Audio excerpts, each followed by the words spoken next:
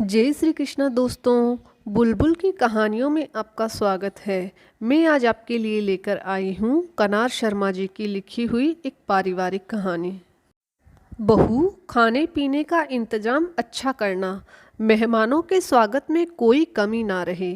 आखिर मेरी लाडो को लड़के वाले देखने आ रहे हैं। जी माँ जी, सारा काम आपके कहे अनुसार से हो रहा है। खुश होकर नेहा बोली। इतने में सबसे सुंदर लाल जी कुछ कहना चाहते थे। इससे पहले सास ने उन्हें रोकते हुए कहा, बहू जाओ, अपना काम करो, कुछ काम हुआ तो बुला लूँगी। नेहा वहाँ से जाकर अपने कमरे में कुछ काम निपटाने चली गई। वहीं साड़ी की तय करते करते आईने की तरफ उदास होकर देखने लगी। नेहा और सौरभ की शादी को 1 साल होने को आया। घर में सास ससुर ननद नीता और देवर विनय भी है। कहने को सब अच्छा है, मगर शायद वह आज तक इस घर में अपनी जगह नहीं बना पाई। हमेशा बाहर वाली कहलाई। अपनी माँ के कहने पर पूरी तरह से अपने ससुराल को और सभी लोगों को अपना माना, क्योंकि विदाई के वक्त माँ ने कहा था, बेटा अपनी जगह बनाने में वक्त लगता है। मगर एक बात थी, मेहमान आए, त्योहार काम आए तो स्नेहा हमारे घर की बड़ी बहू, और जब कोई सलाह मशविरा, जमीन जायदाद, लेन देन का मामला होता था तो उसे वहाँ से जाने को बोल दिया जाता था। सारे काम चोरी छिपे किए जाते हैं। सबसे ज़्यादा बुरा जब लगता है जब सौरभ भी अपनी माँ की हाँ में हाँ मिलाते हैं, मगर घर की शांति बनाए रखने के लिए वे चुप रहती है, क्योंकि सारे लिहाज तो बहू के हिस्से में ही आते हैं। ऐसा नहीं, सौरभ प्यार तो उसे करते थे, पर माँ के गुस्से से भी डरते हैं। उसके शिकायत करने पर कहते, नीता की शादी के बाद देखना, माँ तुम्हें अपनी बेटी की तरह रखेगी, क्योंकि जो खालीपन घर में और उनके जीवन में आएगा उसमें तुमसे बेहतर कौन भर पाएगा। वह बेचारी भी इसी आस में दिन काट रही थी। कुछ महीनों बाद नीता की शादी भी हो गई। उसकी विदाई के वक्त शोभा जी अपनी बहू के गले लगकर खूब रोई। नेहा ने भी शांत होने को कहा। लगा अब तो सासू माँ का प्यार दुलार उसे ही मिलेगा, लेकिन क्या, उसकी मुश्किलें और बढ़ गई। नीता का ससुराल एक ही शहर में था। वह अपनी भाभी के पास कुछ काम नहीं करती थी, पर अब उन्हीं के पास में आना जाना लगा रखा था। जब आती वह पूरा दिन रसोई से कमरे में और कमरे से रसोई में नाचती रहती। अब हर घर की बनी मिठाई सजावट करनी पड़ती। कोई त्योहार आ गया, कोई आ रहे हैं, घर की बहू अपने मायके जाकर बैठ जाए शोभा नहीं देता।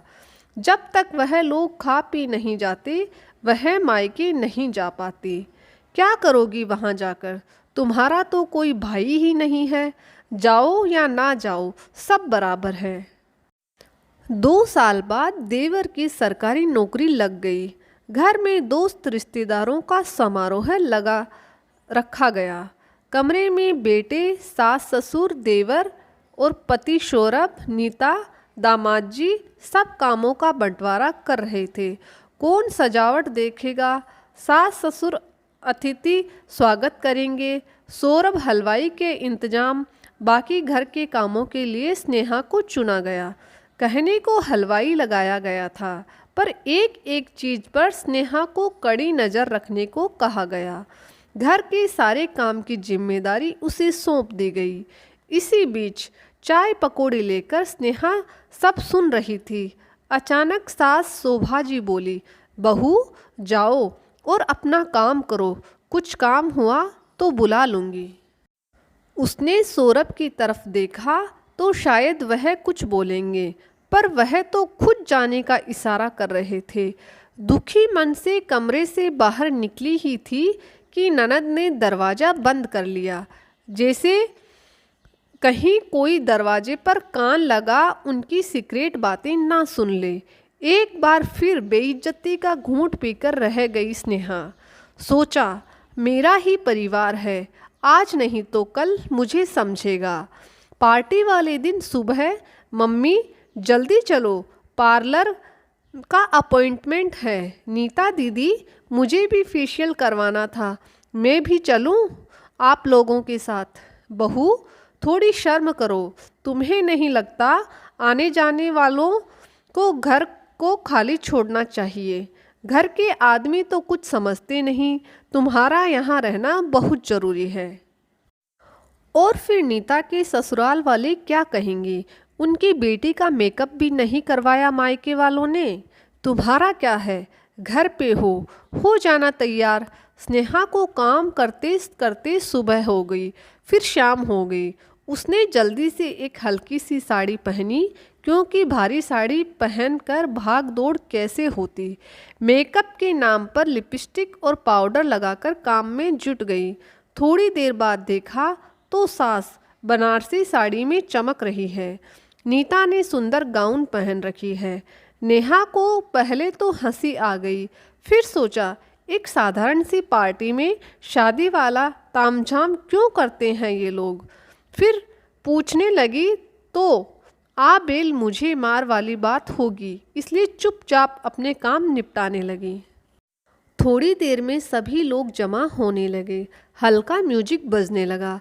एक बड़ा केक भी आ चुका था, जिसके बारे में उसे बताया नहीं गया। कुछ नए चेहरे दिखाई दे रहे थे।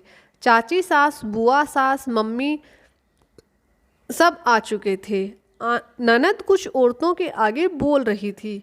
किसी ने उससे मिलना ठीक नहीं समझा। तब एक ताई सास पास आकर बोली, स्नेहा बहू, तुमने भारी साड़ी क्यों नहीं डाली? ताई जी, समय नहीं मिला, काम बहुत था। अरे बेटा, तुम्हारे इकलौते देवर की सगाई है और तुम बड़ी बहू हो घर की, लड़की वाले क्या सोचेंगे? कैसी बहू है? ताई की बातों से नेहा का चेहरा सफ़ेद पड़ गया। मगर यह पार्टी तो भैया की नौकरी लगने की खुशी में है ना। अरे बहू, कब से मेघा के घर वाले इसी दिन का इंतजार कर रहे थे कि कब नौकरी पक्की हो और कब सगाई कर दी जाए। यही बात पास खड़ी उसकी माताजी भी सुन रही थी। नेहा को कुछ समझ नहीं आ रहा था।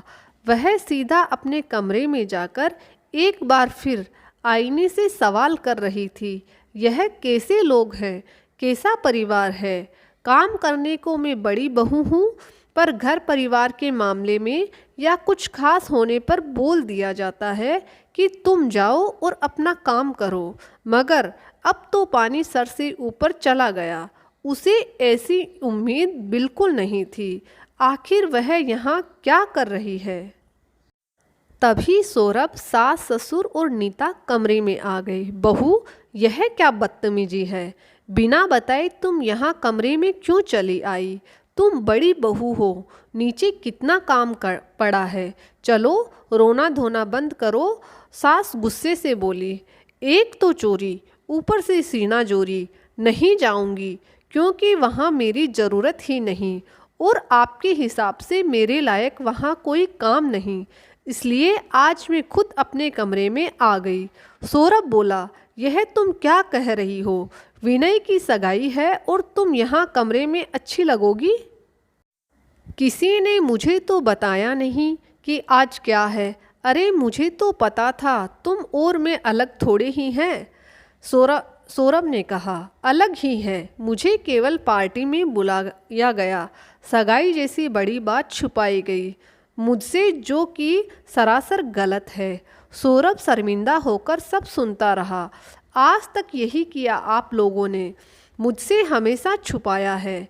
नीति की शादी की शॉपिंग, गहने, लेन देन सब कुछ छुपाया और आज सगाई छुपाई।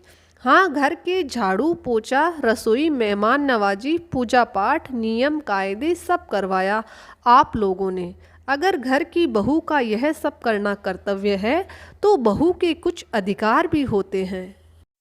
मुझे घर की हर बात जानने का हक है। यहाँ गलती मेरी थी, गलत का विरोध जो नहीं किया मैंने, हमेशा लिहाज करके चुप रही, अब और नहीं। हाँ दामाद जी, स्नेहा सही कहती है। अनीता जी अपनी बेटी को गले लगाकर बोली। हल्के में लिया आप लोगों ने उसे।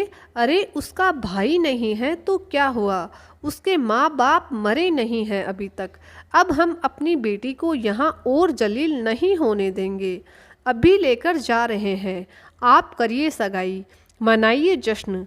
पिता रमेश जी भी हाँ में हाँ मिलाकर बोले। सुंदरलाल जी, मैंने भरोसा किया आप पर और आपने यह क्या किया मेरी बेटी के साथ। शोभा, मैंने पहले ही कहा था तुम बहू के साथ गलत कर रही हो। सुंदरलाल जी बोले। समधी जी, मैं इन सब की तरफ से माफ़ी मांगता हूँ।